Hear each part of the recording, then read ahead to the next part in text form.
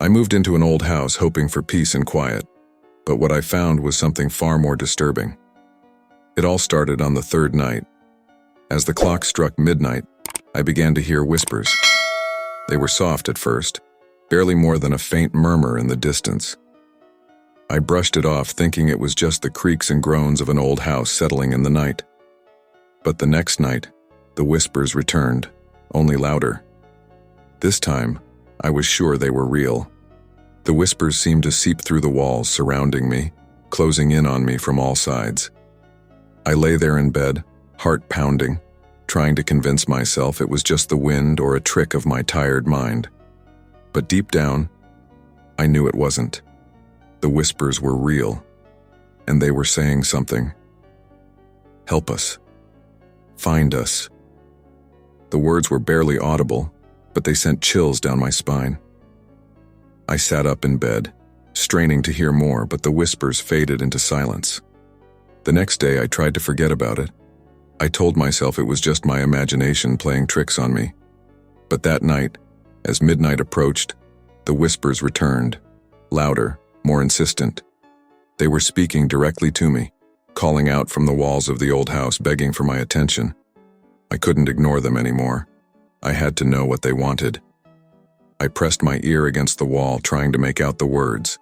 The voices were desperate, pleading, "Help us. Find us." My mind raced. What were they asking for? Who were they? I knocked on the wall as if somehow that would make them answer me more clearly, but all I got in return was silence. Suddenly, I felt compelled to investigate. I started knocking on the walls, moving from room to room, searching for the source of the whispers. When I reached my bedroom, I found it, a hollow spot in the wall, right behind my bed. My heart pounded as I grabbed a hammer, my hands shaking. Without thinking, I began to chip away at the plaster. Bits of the wall crumbled to the floor, revealing a small dark space hidden behind the wall. As I cleared away more of the plaster, I uncovered a hidden room. It was small, barely big enough for a person to stand in, and covered in dust and cobwebs. The air was thick, heavy with a sense of dread. In the center of the room sat two old, decaying dolls, unlike any I'd ever seen. They were missing their eyes. Both dolls had empty, hollow sockets that seemed to stare into my soul. The moment I uncovered the dolls, the whispers stopped. The silence that followed was deafening, almost as if the house itself was holding its breath. I wanted to back away, to seal the room up and pretend I'd never found it, but something held me in place. I could feel a presence in the room, something dark and malevolent. The walls around me began to shake, the house groaning as if it were alive. I stumbled back, my heart racing, and the dolls seemed to turn towards me, their eyeless sockets following my every move. The whispers returned, but this time they weren't just asking for help. They were demanding, "Let us out or join us." Panic set in. I had to get out of there. I backed out of the room, my breath coming in ragged gasps. I grabbed the hammer and quickly sealed up the wall, trying to block out the whispers, but they grew louder and louder. After sealing up the wall, I stood there panting, the hammer still clutched tightly in my hand. The whispers had stopped again, but I could feel the weight of the silence pressing down on me, heavy and suffocating. I thought about leaving the house, just running out and never looking back. But something inside me knew it wasn't that simple. The house had secrets, and it wasn't going to let me go until I knew the truth. Over the next few days, I couldn't shake the feeling.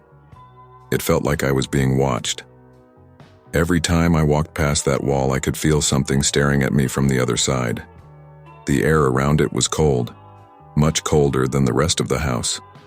I started avoiding that part of the room altogether, but the unease followed me everywhere I went. I couldn't sleep. Every night I lay in bed, staring at the ceiling, waiting for the whispers to return. But they didn't. The silence was worse. It was like the house was waiting. Finally, I couldn't take it anymore. I decided to go back to the wall, to the hidden room. I had to know what was really in there, what the whispers were, and why they had stopped. Grabbing the hammer again, I slowly chipped away at the plaster, revealing the small, dark space once more. The air inside was stale and musty, and I felt a chill run down my spine as I stepped closer to the hole. The two dolls were still there, sitting in the center of the room.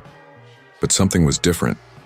The room felt wrong, as if it was alive, watching me, waiting for me to make a move. I hesitated, unsure of what to do next. Then, as if on cue, the whispers returned, louder and more insistent than before. "Let us out, or join us."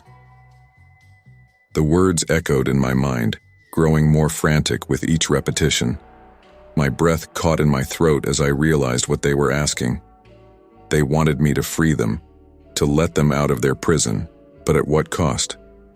What would happen if I did? I didn't want to find out. I backed away from the wall, my heart pounding in my chest, and sealed it up again, this time more hastily, desperately trying to block out the voices. But it didn't work. The whispers continued, growing louder and more desperate. They followed me everywhere I went, echoing in my mind even when I left the house. I couldn't escape them. I couldn't escape the house. Every night, the whispers grew. And then... Like and subscribe for part 2.